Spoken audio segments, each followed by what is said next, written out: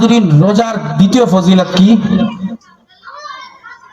আল্লাহ রাব্বুল আলামিন রোজাদারদের কিয়ামতের দিন পানি পান করাবেন।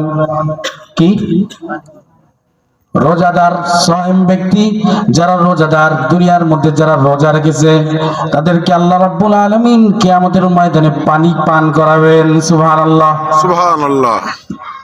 পয়গম্বর আরবি সাল্লাল্লাহু আলাইহি সাল্লাম বলেন, যে ব্যক্তি গ্রীষ্মকালে অনেক কষ্ট করে যে ব্যক্তি রোজা রাখে, আমার হুকুম পালন করে, আল্লাহ বলে আমি কিয়ামতের দিন সাকাহুল্লাহু ইয়াউমাল আতশি, কিয়ামতের দিন, যেদিন অনেক তৃষ্ণার অভাব নাই, মানুষ তৃষ্ণার্ত হয়ে, পিপাসিত হয়ে, কাতর হয়ে চিৎকার করতে থাকবে, আল্লাহ রাব্বুল আলামিন বলেন ওই দিন, ওই মুহূর্তে আমি একজন রোজাদারকে আমি নিজ হাতে পানি পান করায় তার তৃষ্ণা মিটায় দিব।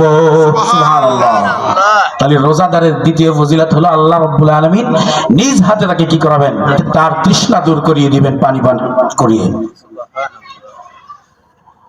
সম্মানিত ভাইরা, অন্য হাদিসের ভিতরে পয়গম্বর আরবি সাল্লাল্লাহু আলাইহি সাল্লাম বলেন, পরকালে একটা নহর থাকবে, একটা কূপ থাকবে, একটা নদী থাকবে, যেই নদীর ভিতরে শুধু রোজাদাররাই নামতে পারবে, যে নদীর ভিতরে রোজাদার ব্যতীত অন্য কোন ব্যক্তির সেখানে নামার অধিকার থাকবে না। পয়গম্বর আরবি বলেন কিয়ামতের পরকালে এমন একটা নহর থাকবে, যেই নহরের ভিতরে রোজাদার ব্যতীত কেউ নামতে পারবে না। সুবহানাল্লাহ। ওই নহর শুধু রোজাদারের জন্য স্পেশাল। এটা হলো 3 নম্বর আমল। তাহলে প্রথমে কি বললাম?